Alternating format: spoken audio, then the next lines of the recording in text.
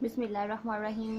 Welcome back to PPSC pass paper 2015। अब तक के क्वेश्चन नंबर 10 हो चुके हैं सारे कंप्लीट 15 के।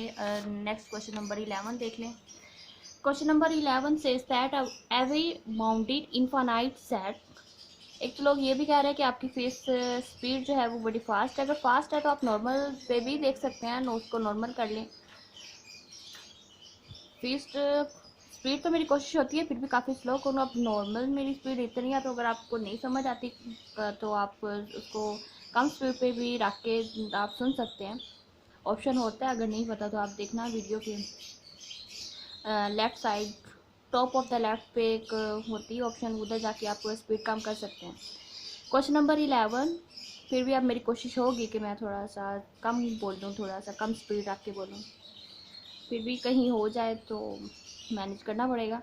Question number 11 says that every bounded infinite set has eight least one limit point is the statement of. मतलब किसने कहा था, ये किस अथर की या किस मैथमेटिशियन की ये स्टेटमेंट है कि एवरी बाउंडेड इनफाइनाइट सेट है और वो बाउंडेड भी है, उसके अंदर एक eight least one limit point तो होता ही है। मतलब नहीं हो सकता, ऐसा नहीं कि हो ही नहीं सकता, होता है, एक होता है, एक से ज़्यादा भी हो सकते हैं। एट लीस्ट वन पॉइंट होता है इनफाइनाइट बाउंडेड सेट। और ये किसकी स्टेटमेंट है? ये पीपीएससी पास पेपर 2015 में ये क्वेश्चन आया हुआ है। इस फर्स्ट ऑप्शन है हैन बोरेल थ्योरम की है, या फिर विस्ट्रस बोल्जानो थ्योरम की है, या कंटोर्स इंटरसेक्शन थ्योरम की ये स्टेटमेंट है। Fourth one is none of these. और ये जो स्टेटमेंट है, जो हैन बोरल की जो स्टेटमेंट है वो कहती है कि every closed and bounded interval is compact. मतलब क्लोज्ड हो तो भी कम्पैक्ट होगा, बाउंडेड इंटरवल हो तो भी वो कम्पैक्ट होगा। मतलब any compact subspace of a metric space is closed and bounded. This statement is Heine Borel theorem. आज सबसेट ये भी उसी तरह की लिखा है मीट्रिक स्पेस में। ये स्टेटमेंट बस यही है कि क्लोज्ड और बाउंडेड हो सबसेट ऑफ आर एन का वो कम्पैक्ट होता है। ये हैन बोरल की स्टेटमेंट है। मीट्रिक स्पेस में रियल एनालिसिस में स्टेटमेंट सेम यही है कि वो बाउंडेड एंड क्लोज और कम्पैक्ट होगा। कम्पैक्ट है तो वो बाउंडेड एंड क्लोज्ड होगा। और ये जो स्टेटमेंट, ये जो गिवन क्वेश्चन में स्टेटमेंट है वो विस्ट्रस बोल्जानो थ्योरम की स्टेटमेंट है कि every bounded infinite set has at least one limit point is the statement of Weierstrass Bolzano theorem. और यहाँ पे जो हमारा राइट ऑप्शन बनेगा वो बी ऑप्शन बनेगा। नेक्स्ट जो कंटोर्स इंटरसेक्शन थ्योरम है उसकी स्टेटमेंट ये है कि a metric space is complete if and only if nested sequence. ये नेस्टेड सीक्वेंस पे है कंटोर्स इंटरसेक्शन थ्योरम की statement. Nested sequence of closed sets has a non empty intersection. जो नेस्टेड सीक्वेंस होती है, nested sequence close sets has a non empty intersection. Contours intersection कहता है कि क्लोज नेस्टेड सीक्वेंस से क्लोज सेट्स होते हैं वो नॉन एम्प्टी इंटरसेक्शन रखते हैं। और हैन बोरल थ्योरम कहता है कि compact subspace of a metric space is closed and bounded. And Weierstrass Bolzano theorem कहता है कि every bounded infinite set has at least one limit point. ये इसके जो राइट ऑप्शन थी वो भी मैंने बता दिया, बाकी ऑप्शंस को भी मैंने एक्सप्लेन कर दिया कि बाकी जो मैथमेटिशियंस थे उनकी स्टेटमेंट्स क्या थी, उनको भी एक्सप्लेन किया, और जो राइट है उसको भी एक्सप्लेन कर दिया। अब स्पीड भी कम थी मेरे लिए, तो ये कम थी, फिर भी चलें। नेक्स्ट क्वेश्चन नंबर 12 देख लेते हैं। Question number 12, limit z approaches to zero. ये कम्प्लेक्स एनालिसिस से क्वेश्चन लिया गया है। Limit z approaches to zero, z conjugate of z over z is equal to what. Let इसके ऑप्शन से हैं 1 plus iota over 1 minus iota 1, and for third one does not exist and -1। इसकी explanation देखें। First of all let suppose z is equal to x plus aorta by complex number. हमने suppose कर लिया जी को। अगर जी हमने ये सपोज किया तो इसका कॉन्जुगेट होगा एक्स माइनस एओटा बाई, फिर लिमिट हम जो क्वेश्चन में दिया गया था जी कॉन्जुगेट ओवर जी लेके, फिर उसकी लिमिट भी लेनी है। अगर जी अप्रोचेस टू जीरो है तो एक्स वाई फिर अप्रोच करेंगे, ट्रांसफॉर्म हो जाएंगे जीरो जीरो में, तो कॉन्जुगेट ओवर जी एक्स माइनस ओटा वाई ओवर एक्स प्लस ओटा वाई। अगर हम इसके अंदर डायरेक्ट लिमिट लगाएं, एक्स और वाई दोनों को जीरो जीरो रखें तो जीरो ओवर जीरो फॉर्म बनेगी। इसको फिर दो वेरिएबल्स हैं, दोनों ही अप्रोच कर रहे हैं जीरो को, लिमिट लगाएं तो जीरो जीरो फॉर्म बनेगी। फिर हमें सपोज करना पड़ेगा, सब्सटीट्यूशन करनी पड़ेगी। कैसे कि एक वेरिएबल में इसको कन्वर्ट कर लेते हैं, y is equal to m x suppose कर लेते हैं। Y is equal to m x suppose करके जब इसके अंदर वाई की जगह एम एक्स रखा, एक्स कॉमन लिया, x 1 minus x minus iota m x over x plus iota m x.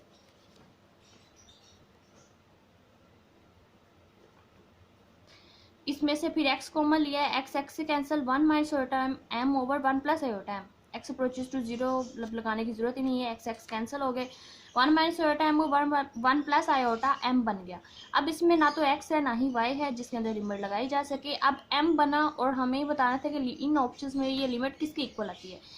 अब m for different values of m corresponding different limits values, मतलब लिमिट अब डिफरेंट होती जाएगी। डिफरेंट जैसे जैसे हम m की वैल्यू 1 रखेंगे तो आंसर कुछ और आएगा, m की 2 रखेंगे तो कुछ आंसर और आएगा। मतलब लिमिट तो ऑलवेज यूनिक होती है, लेकिन यहाँ पे यूनिक नहीं बनेगी। जितनी m की वैल्यूज चेंज होती जाएंगी वैसे ही आंसर चेंज होता रहेगा। तो इसका मतलब ये लिमिट जो है वो डज नॉट एग्जिस्ट करती है। Limit is always unique but here is not unique, but limit is always unique, so our answer is third one, that is does not exist. 13 देखने question number 13 past paper 2015 of lecturer mathematics. Cauchy Riemann equations in polar form are. अब Cauchy Riemann equations को CR equations भी कहते हैं, very famous है complex analysis में, तो उसका बेसिक है ये सीआर इक्वेशंस। हर क्वेश्चन में ऑलमोस्ट यूज हो रही होती है सीआर इक्वेशंस। और सीआर इक्वेशंस पोलर फॉर्म में पूछी गई है। पोलर फॉर्म में जो बनती है वो partial u over partial r is equal to 1 over r, partial v over partial theta and partial v over partial r is equal to -1 over 1 over r partial u over partial theta. ये first one option ही right option है। ये CR equations है in polar form. Rectangular form में CR equations क्या होती हैं, वो होती हैं u x is equal to we y and v x is equal to minus u y. ये होती है रेक्टेंगुलर फॉर्म में और ये होती है पोलर फॉर्म में। नेक्स्ट क्वेश्चन नंबर 14 देख लेते हैं। 14 evaluate closed contour C. Integral दिया गया Z square minus ji plus 1 over ji minus 1 D G where C is the circle. C जो है हमारा एक सर्कल है। नजर आ रहा था बाकी जो मैंने इधर करवाया।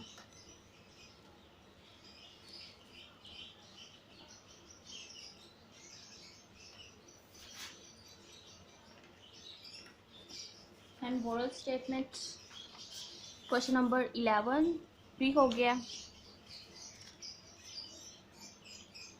क्वेश्चन नंबर 11 उसके बाद 12 एंड 13 भी हो गया।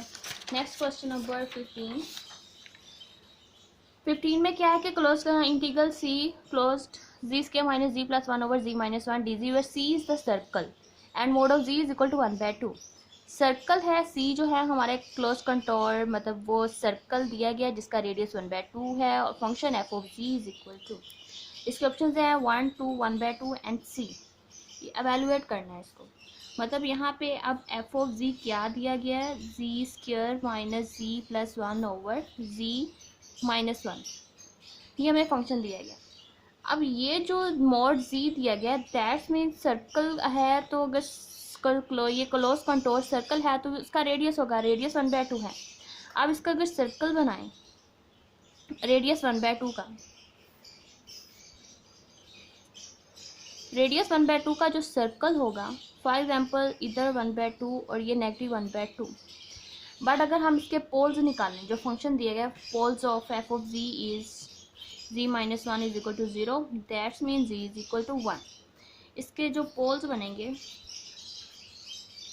Poles of f of z, z minus 1 is equal to 0, z is equal to 1। लेकिन अब ये जो 1 है ये तो सर्कल से बाहर कहीं यहाँ लाई कर रहा होगा। सर्कल से यहाँ 0 होता है, 0 से ये इंक्रीज करता जा रहा होता है पॉइंट, और ये भी इधर डिक्रीज करता जाएगा, लेकिन इधर -1 और इधर +1 बनेगा। ये पोल जो है वो सर्कल से बाहर लाई करता है। अगर किसी रीजन पॉइंट जो पोल है वो रीजन से बाहर लाई करे तो उसका इंटीग्रल वैल्यू 0 होती है। सर्कल मैंने बनाया, रेडियस दिखाया, अब पोल निकाला। पोल अगर किसी रीजन से, यहाँ सर्कल दिया गया, सर्कल से बाहर लाई कर रहा है तो इंटीग्रल वैल्यू उसकी 0 होती है। ये कॉम्प्लेक्स एनालिसिस का रूल है, उसके मुताबिक ये आंसर बनता है। अब तक के 14 क्वेश्चंस हो चुके हैं, इंशाल्लाह नेक्स्ट भी होंगे। अगर आपको कुछ हेल्प मिल रही है then like and share with your friends. Thank you.